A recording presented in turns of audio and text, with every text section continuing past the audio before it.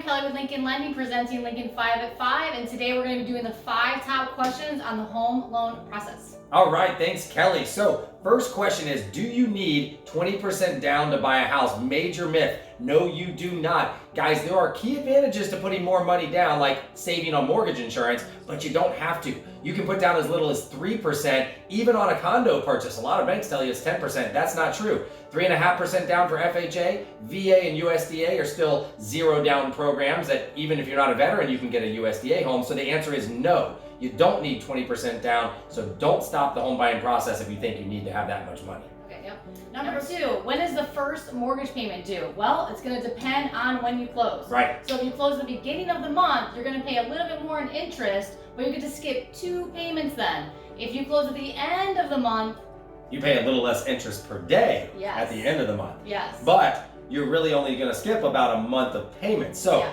my okay. advice, close in the beginning of the month. Yes. You just pay your interest per day from the day you close to the end of the month, and then you're technically having 2 full months without a mortgage payment due. Yeah, which will help with a lot of moving costs. Yeah, or if you're renting. Renovate, yeah. Let's say you're Yeah. renting and you can't get out of your lease for another month, you'll never have to make that double payment. So ask your loan originator and they can set it up the right way. Definitely. Number 3, are mortgage points worth it? I love this question. Now, Lincoln Lending Group, you guys all know our mantra, you drop the E, we drop the fee, right? Well, that's because we don't like charging you the junk fees. We don't like charging you the origination fees and the broker points and the underwriting fees and things like that.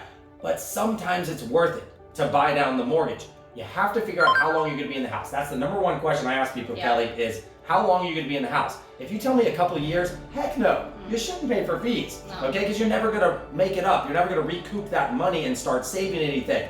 So what I tell people is you're going to be there for a long time.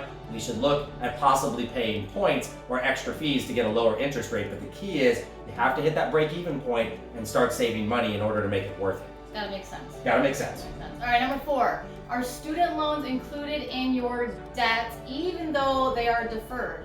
A lot of people don't think it is, but it is. Even if they're deferred, you have to include it in your debt to income ratios.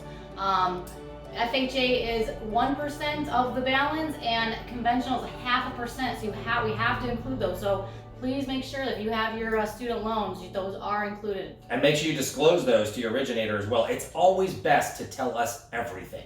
And then we'll figure out what's best to present to the underwriter. Always do things right. We don't hide things, but sometimes you just have to know how to present something for it to get to be approved. Lastly today, how do I pay off a mortgage faster? There's a lot of ways to do this, guys. One is refinancing. You can refinance on a shorter term. You can refinance on the same term by lowering your payment and just keeping that same payment going. Effectively, what you're doing is making extra payments per year. Easy math, I tell people this, is on a 30-year mortgage, if you make 1 full extra monthly payment, just 1, make 13 payments instead of 12 with your principal, interest, tax, and insurance every year, you're gonna save about 6.7 years off your mortgage. So you can take a 30-year loan down to about 23.3 years just by making 1 extra payment.